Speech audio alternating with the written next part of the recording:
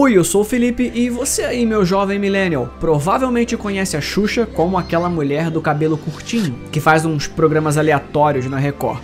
E deve saber, claro, por alto, que ela foi uma grande apresentadora infantil. Conhecida como a Rainha dos Baixinhos, Maria da Graça Meneghel sempre foi acusada de ter uma amizade bem íntima com o Tinhoso, o Sete Pele, o Mochila de Criança. Eu lembro de um boato de que a Xuxa tinha feito um pacto com o diabo e uma das cláusulas era que ela jamais poderia dizer o nome de Jesus. Esse boato foi alimentado pelo fato de que ela se referia a Cristo como o cara lá de cima. Tudo que eu quiser, o cara lá de cima vai me dar. Mas enfim, o boato mais latente que você encontra sobre a apresentadora é a lenda de que se você girar o disco infantil dela ao contrário, você ouviria mensagens satânicas. E tem um pouco de verdade nisso.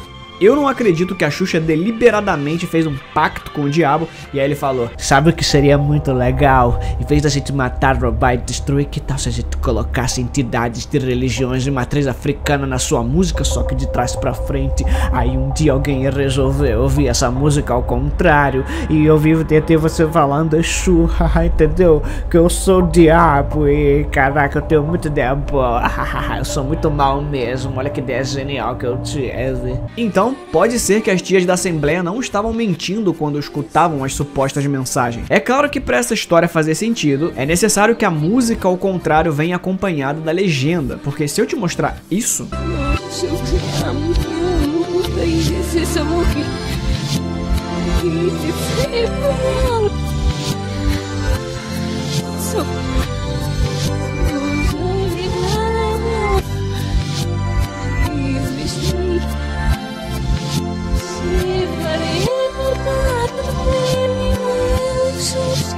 você não vai ver nada demais. Mas se eu te mostrar isso...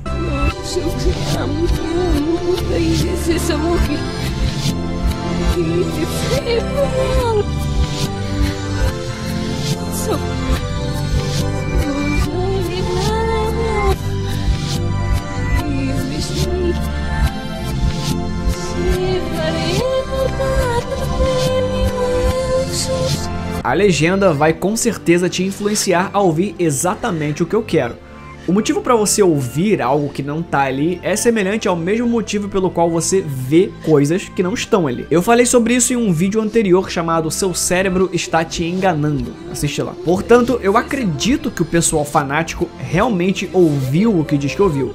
O que não significa que é real. Não é porque a sua mente aceitou uma suposta mensagem sugerida que de fato a Xuxa escondeu um recado macabro de trás pra frente. Diferente dos Beatles.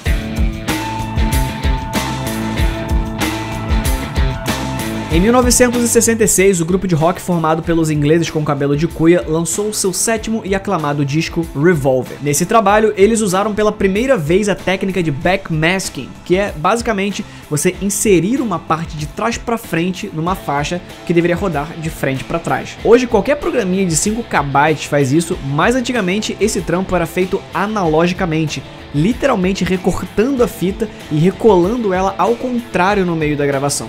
Foi assim que os Beatles fizeram vários experimentos no que acabou sendo um dos discos mais inovadores da história. Mas um desses momentos com mensagem invertida causou certa polêmica. Uma sucessão de coisas gerou uma teoria bizarra de que, na verdade, o Paul McCartney teria sido substituído por um sósia. O álbum Revolver era complexo demais para tocar nos palcos, o que fez eles saírem de tour para rever como eles iam tocar aquela loucura ao vivo.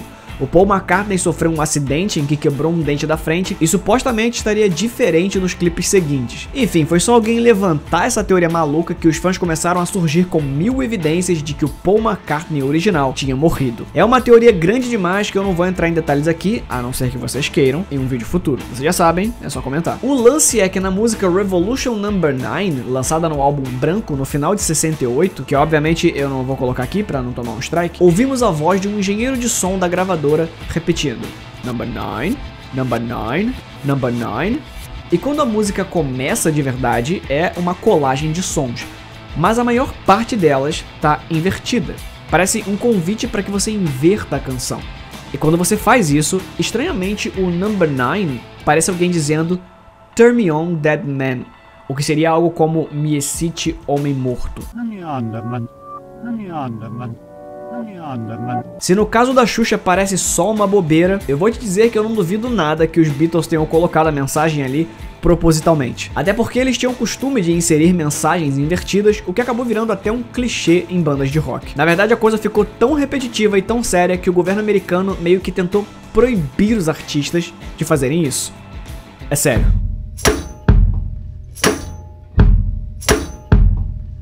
Em 1983, o estado da Califórnia criou uma lei que proibia os artistas de colocarem mensagens invertidas que pudessem manipular o seu comportamento sem o seu conhecimento ou consentimento e te transformar em um discípulo do anticristo.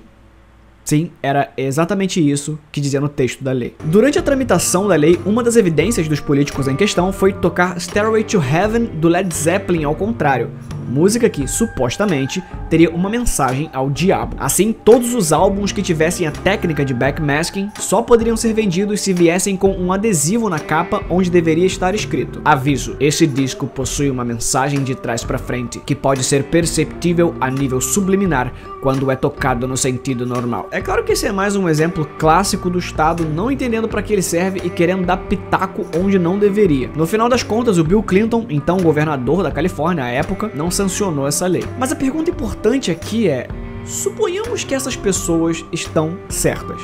O Led Zeppelin, a Britney Spears, os Beatles, o Eminem e a Xuxa. Todos eles têm isso em comum.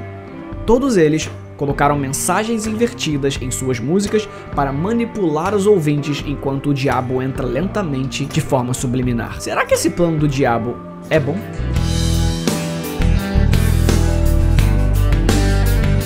Então, eu espero que a essa altura você já tenha entendido que não é assim que o cérebro funciona. Uma mensagem de trás pra frente é simplesmente ininteligível e não existe a menor chance do seu subconsciente receber qualquer parte da mensagem. Acontece que, assim como eu digo no vídeo sobre pareidolia, se você quiser ouvir alguma coisa, o seu cérebro vai fazer um esforcinho até você ouvir o que quer.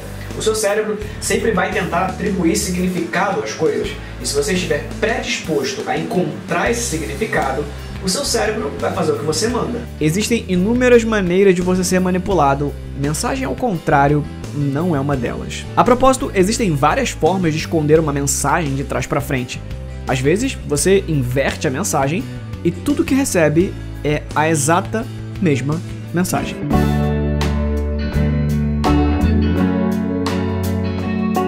Palíndromo é uma das minhas palavras favoritas. E eu nem tô falando das palavras que são palíndromos, como arara, reviver ou anilina. Eu tô falando da palavra palíndromo mesmo. Palíndromo vem do grego, é a junção de duas outras palavras, palin e dromos. Palin significa de novo, repetição ou sentido inverso. Dromos significa caminho, percurso. Ou seja, palíndromo é literalmente a repetição de um percurso, mas em novo caminho no sentido contrário. Achou complicado? Um palíndromo é qualquer palavra, frase ou até sequência numérica que, se lida de trás para frente, são iguais, como anã, ele, matam. E até mesmo uma frase inteira, tipo socorram-me, subi no ônibus em Marrocos. Os palíndromos numéricos são chamados de capíqua, como o primo de Belfegor, por exemplo. Esse é um número primo com certas peculiaridades. 1.066.600 bilhões e 1. É um número primo que tem um 666 ali no meio, cercado por 13 zeros de cada lado e um número 1 em cada ponta. São vários elementos supersticiosos em um único número e eu só queria compartilhar mesmo isso com você. Podemos dividir os palíndromos em três tipos: explicit, interpretabilis e insensate. Explicit são frases que possuem um sentido claro, tipo anotaram a data da maratona, ou seco de raiva, coloco no colo caviar e doces. Pode pausar o vídeo e ler, é exatamente a mesma coisa de trás pra frente. Interpretabilis são as frases que até têm sentido, mas não muito. Você precisa se esforçar um pouco para dar sentido ao que foi dito. Um exemplo é: Lusa Rossellina, a namorada de Manuel, leu na moda da Romana. Anil é cor azul. E por último temos o insensate, que é aquele palíndromo sem sentido que tá ali só pra ser legal mesmo. Olé, maracujá, caju, caramelo. Mas se você acha essa coisa de palíndromos legal, se segura aí que eu vou um nível a mais. Eu vou te apresentar o palíndromo perfeito, que também é o palíndromo mais antigo que existe, criado em algum lugar entre os séculos 2 e 5. Preparado? O agricultor cuidadoso conhece bem o caminho do arado. E é nesse momento que você diz que essa frase não é um palíndromo, mas calma, eu vou ter que dar uma de Franklin Aloysius Mumford e dizer que essa frase de um autor desconhecido foi encontrada várias vezes em vários sítios arqueológicos por toda a Europa. A mais famosa talvez seja em Pompeia, sim, a cidade destruída pela erupção do Monte Vesúvio. O que eu te dei aqui foi uma tradução livre da frase original, em latim, que se lê Sator arepo, tenet opera rotas. Se você ler de trás para frente, é exatamente a mesma coisa, mas não é só isso. O que torna esse palíndromo tão especial é que das vezes que ele foi encontrado, ele não estava assim na horizontal. Ele estava assim. E é aqui que a mágica acontece, porque se você ler de cima para baixo ou de baixo para cima, ainda assim a frase se mantém. Mas o significado dessa estranha frase vai muito além de uma brincadeira com a ordem das letras. Geralmente esse palíndromo é encontrado em construções relacionadas a religião, o que trouxe os pesquisadores à hipótese da seguinte interpretação: o agricultor aqui, o Sator, seria o próprio Deus, que sendo ele o criador de tudo, conhece muito bem cada caminho e guia perfeitamente as suas criações. E isso faz algum sentido se você perceber que esse texto carrega uma cruz. Ali no meio, na interseção onde a palavra tenet se encontra, temos o formato de uma cruz. Tenet, em latim, significa o princípio. Em algumas versões, esse palíndromo gerou um anagrama, ou seja, rearranjando as letras, você cria um novo significado. E fazendo isso, nós temos outra cruz, onde a palavra Pater Noster, termo em latim para designar a oração do Pai Nosso, se encontra. Ao lado da cruz, resta um par de letras A e O, representando o Alfa e o Ômega, o princípio e o fim, como Deus é chamado em diversas passagens do livro de Apocalipse. O livro de Apocalipse, aliás, é envolto em várias controvérsias. É comum você ouvir que o último livro bíblico se trata de uma profecia do que está por vir. Isso é uma coisa que faz muitas pessoas ficarem loucas. Todos querem saber quando será o fim, pois alguns cientistas também fizeram uma profecia sobre o fim.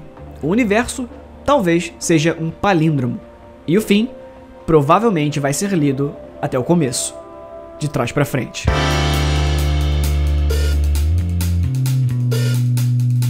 Só para deixar claro, isso não é exatamente uma profecia, é uma hipótese científica chamada Big Crunch, ou se preferir, o grande colapso. A proposta é complexa se você se aprofundar, mas na superfície é até fácil de explicar. Se liga nisso. A origem de tudo, como você já deve saber, foi o Big Bang, que não teve nada de Big e nada de Bang. Não foi Big porque isso indicaria tamanho, e se o Big Bang deu origem a um espaço-tempo, esse evento não poderia ser grande ou pequeno, já que essas são medidas de espaço. E não foi Bang, porque apesar do que muitas pessoas acreditam, não foi uma explosão, mas sim uma expansão. O universo foi de um ponto onde toda a matéria estava comprimida, uma singularidade, e de repente começou a se expandir infinitamente.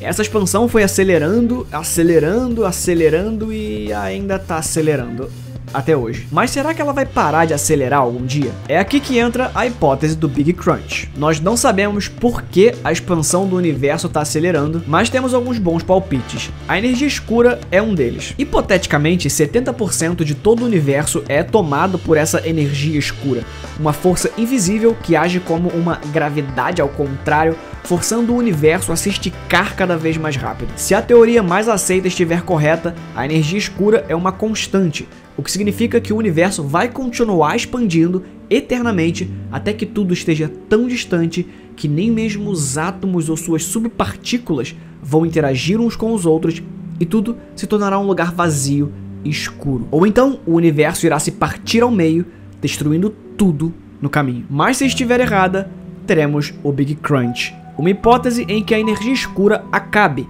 e assim a força que está esticando o universo desaparece. Qual seria a força predominante?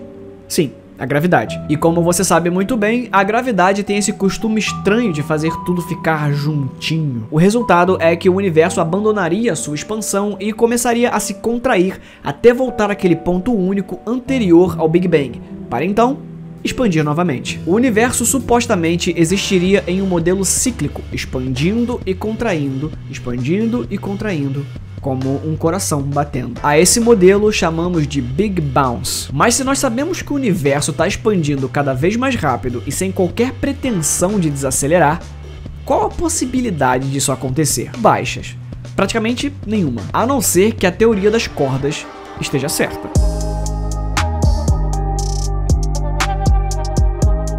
Se realmente existem mais que 4 dimensões, como a teoria das cordas propõe, então o nosso universo não é único. Ele existe como uma espécie de holograma ou sombra de algo muito maior.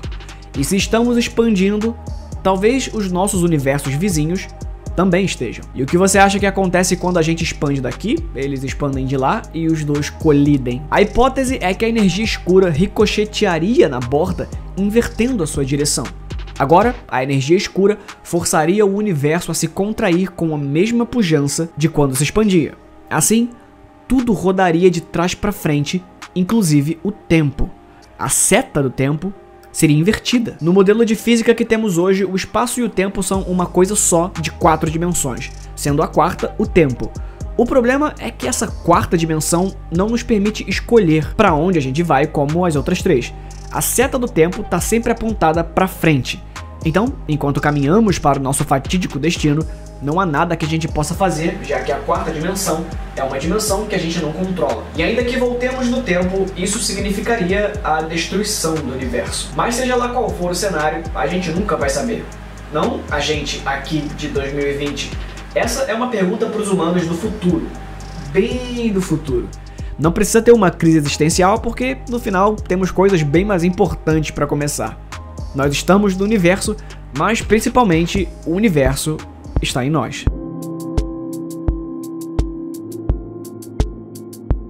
Friedrich Nietzsche fez um questionamento em sua obra A Gaia Ciência, que pode te causar uma crise. Imagina que uma entidade aparece hoje pra você e te faz reviver a sua vida. Reviver mesmo. Tudo igualzinho como aconteceu, do seu primeiro minuto de existência até o momento em que você está assistindo esse vídeo. Tudo igual, sem alterar um único acontecimento. Você diria que essa entidade é um anjo ou um demônio? É um raciocínio a se fazer, já que pensar sobre isso diz muito sobre a forma como observamos a nossa própria vida. Se a vida é cíclica, vale a pena viver de novo? Alerta de spoiler, claro que vale. Eu sei que eu tô sendo contraintuitivo no objetivo da filosofia aqui, mas escuta só. A vida é finita, assim como a gama de acontecimentos e emoções que você pode sentir e experienciar. Então, é claro que a sua vida vai se repetir. Não existe viveram felizes para sempre. Mas às vezes a gente esquece que também não existe viveram tristes para sempre. Tudo passa. A tristeza e a felicidade. E aí, tudo passa de novo. E de novo, e de novo, porque a vida é um ciclo que vai da tristeza até a felicidade, e da felicidade até a tristeza, e tudo de novo outra vez. Do grego, ouroboros significa aquele que devora a própria cauda. A palavra é usada sempre quando se é abordado o conceito de eternidade. A vida, no final das contas, é um ciclo, um palíndromo. E o que parece o fim é só o retorno para o início, a repetição de um percurso, mas em novo caminho, no sentido contrário. Você pode rodar discos ao contrário, inverter frases e números, se preocupar com o universo sendo rebobinado ou correr atrás do próprio rabo, mas não pode mudar um fato simples. No final das contas, esse é o sentido da vida. Pra frente. Esse foi o vídeo de hoje. Muito obrigado. Oi, eu sou o Felipe e esses nomezinhos que você tá vendo passar aqui na tela são as pessoas que financiam esse canal. É a elas que você tem que agradecer. Se esse jovem escritor fez algum vídeo que foi importante para você de alguma forma, considere verificar o link na descrição da nossa campanha de financiamento coletivo. A meta é conseguir apoio para me dedicar integralmente ao canal. Apoiando a partir de R$7, você tem acesso a todos aqueles vídeos que eu tive que tirar do ar e também a um servidor do Discord que serve de bunker aqui do canal. É lá onde a gente tá sempre trocando uma ideia e compartilhando experiências. Ah, e eu pretendo fazer uns vídeos mais pesados lá também, que o YouTube jamais me deixaria colocar aqui. Se as coisas estão difíceis por aí, ou se não tem interesse em fazer parte disso, tudo bem também. O seu like e o seu compartilhamento também são uma boa moeda de troca, e ajudam muito. Lembrando que minhas redes sociais e meus livros também estão na descrição. Confere lá.